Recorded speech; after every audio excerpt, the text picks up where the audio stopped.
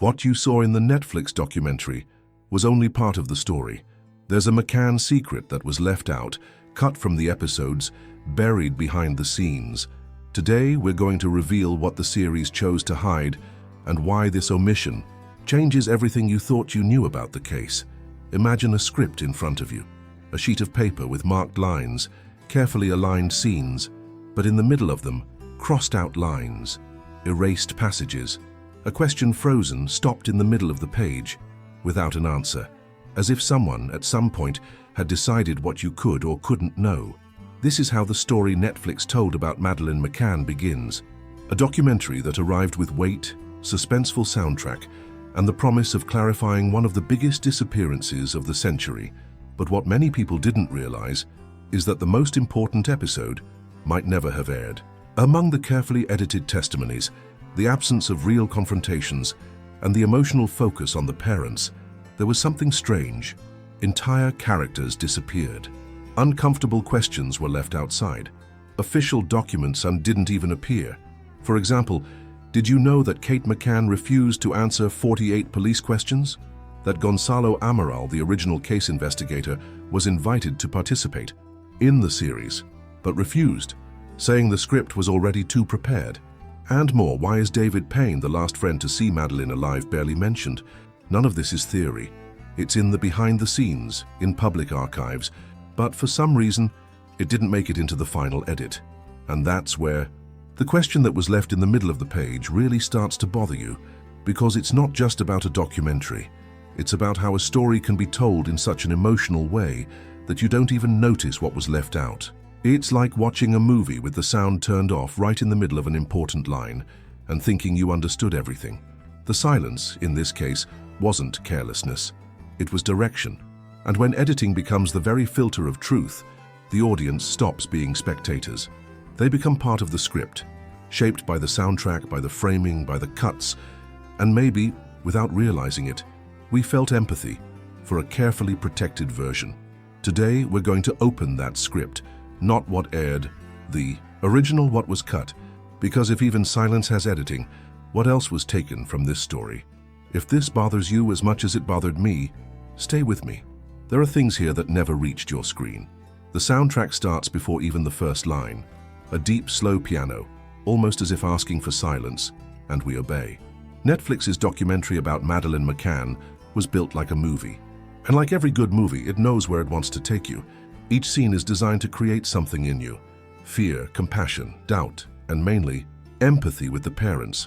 It's an emotional script, and that by itself wouldn't be a problem as if the whole story were delivered. But right in the first episode, someone is already missing. Gonzalo Amaral, the original case investigator. He was invited to participate, but when he read what would be shown, he refused. He said in so many words, "This documentary already has a direction, and it's not toward the truth." Now stop and think with me. When the main investigator of a case refuses to appear, doesn't that raise a question? But the documentary doesn't give you time for that. It distracts you, it lulls you. It focuses on emotional testimonies, reconstructed scenes, and a narrative that always revolves around the McCanns. Always them. Always as victims of something bigger. And then, gradually, other figures disappear too. The real interrogations. The 48 unanswered questions. David Payne's presence, the Portuguese police documents. All of this simply isn't there, not for lack of time, but by choice. Netflix's series is directed as if it were a story with heroes, villains, and a great mystery in the middle. But sometimes the biggest mystery isn't what needs to be discovered, it's what was hidden. And the more we look at how this story was told, the more we realize it wasn't made to clarify. It was made to involve you. In 8 episodes, the documentary manages to make millions of people leave with the feeling that there's no way to blame the parents. But this feeling doesn't come from evidence. It comes from silence, from the calculated absence of certain elements. Did you hear any real question being asked to Kate McCann? Did you see the scene where she refuses to answer 48 police questions? Netflix didn't show it. They preferred to focus on the pain, on the image of the mother walking alone on the beach, the lost look, the low voice.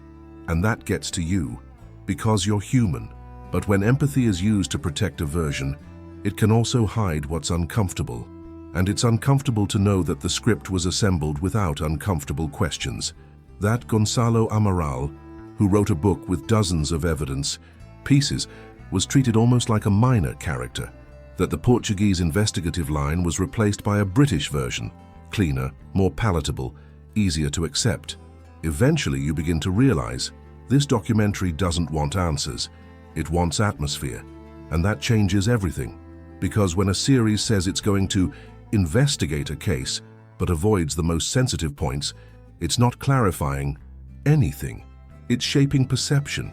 And that's where the phrase that hasn't left my head since I rewatched everything calmly comes in. The script was written to emotionalize, but not to question. And maybe that's what bothers most. Realizing that we watched expecting the truth, but what they gave us was a story with well-made cuts. An episode that was born with chosen endings and questions, ripped out before even filming. And now, the doubt that wasn't in the series remains. If the truth was left out of the episode, where did it end up? You remember that scene. Kate McCann, walking on the beach, wind hitting her face, melancholic soundtrack behind. It's hard not to feel, but there's another scene Netflix never showed you. One that has no music, no soft editing, just silence and a refusal. During the Portuguese police interrogation, Kate received 48 questions.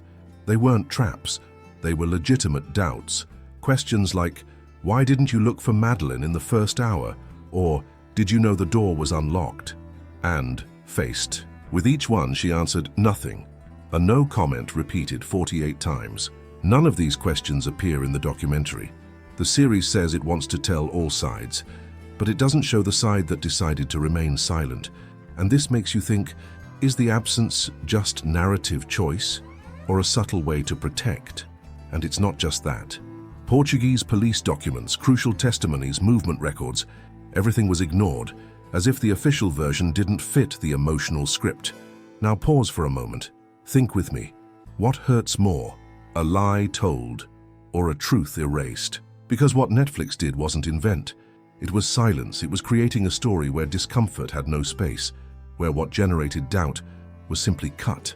And among these cuts, perhaps the strangest of all, the symbolic disappearance of David Payne. David Payne, doctor, close friend of the McCANN'S.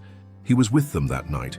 He was the last person, besides the parents, to see Madeline alive.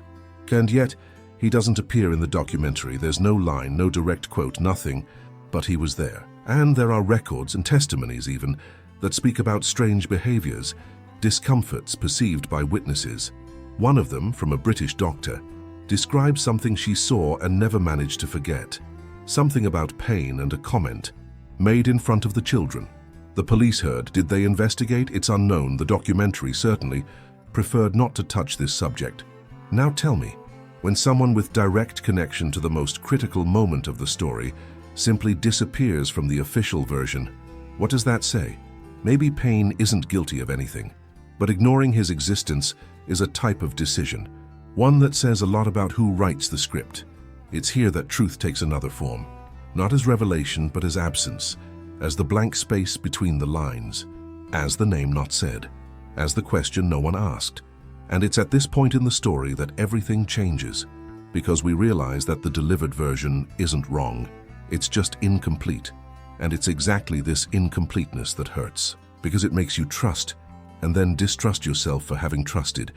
It's strange how certain truths only hurt when they fall in silence, isn't it? Maybe that's why this part never aired. Maybe that's why the script was closed before time, but now it's open, and you saw what was left out. And if this seemed uncomfortable so far, the question that comes isn't whether there was something hidden. It's why did so many people work so you'd never notice? The first time I watched the documentary, I confess, I was moved. It's well produced. The music comes in at the right time. The pauses, the looks, everything carefully molded to seem authentic. But now, after everything we've seen together here, it's hard not to notice what was left out, and even harder to accept that this was accidental. It wasn't an error. It was our choice. Each silence there has an owner. Each absence has a purpose. The series didn't just want to tell a story, it wanted to shape a perspective. Yours, mine, that of millions of people who believed they were seeing the truth, when in fact they were seeing a version edited, and that changes a documentary about such a sensitive case. It's not just informing, it's telling the world, this is what you should feel, this is what you should think.